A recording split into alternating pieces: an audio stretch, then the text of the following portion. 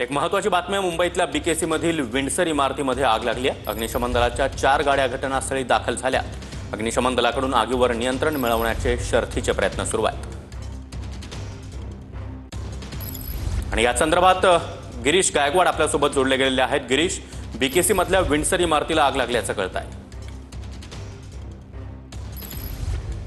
नक्कीच मी सध्या विंडसर इमारतीच्या बाहेर उभा आहे। कॉर्पोरेट इमारत आहे ही आणि बरेचसे कॉर्पोरेट ऑफिसेस या इमारतीमध्ये आहे। टाटाचं ऑफिस आहे, त्यासोबतच मायक्रोसॉफ्टचं ऑफिस आहे आणि इतर महत्त्वाची ऑफिसेस देखील या ठिकाणी आहेत। 7व्या मजल्यावर आग लागल्याची प्राथमिक माहिती मिळते। आगीवरती नियंत्रण मिळवलंय, मात्र अजूनही धूर येतोय आणि L1 सर्व्हर जो आहे त्यामध्ये ही आग लागल्याची प्राथमिक माहिती मिळते। त्यानुसार फायर ब्रिगेडच्या 4 गाड्या घटनास्थळी दाखल झालेल्या आहेत। ॲम्ब्युलन्स घटनास्थळी दाखल झाली आहे। पोलिसांचं पथक घटनास्थळी दाखल झालेलं आहे आणि या सर्व आगीवर नियंत्रण मिळवण्याचे आता शर्थीचे प्रयत्न आहेत ते सुद्धा सुरू झाल्याचं चित्र स्पष्टपणे आपण पाहतोय। आज सकाळची वेळ आहे, बरेचसे लोक आहेत ज्यांना ऑफिसला जायचं आहे, मात्र बॅरिकेड या ठिकाणी सिक्युरिटीने केलेला आहे आणि आतमध्ये कुणालाही जाण्यास परवानगी सध्या देण्यात येत नाहीये, कारण की आग पूर्णपणे नियंत्रणात आलेली नाहीये अशी सुद्धा माहिती मिळते आणि आगीवर शर्थीचे प्रयत्न सुरू आहेत की लवकरात लवकर नियंत्रण मिळवण्यात यावं।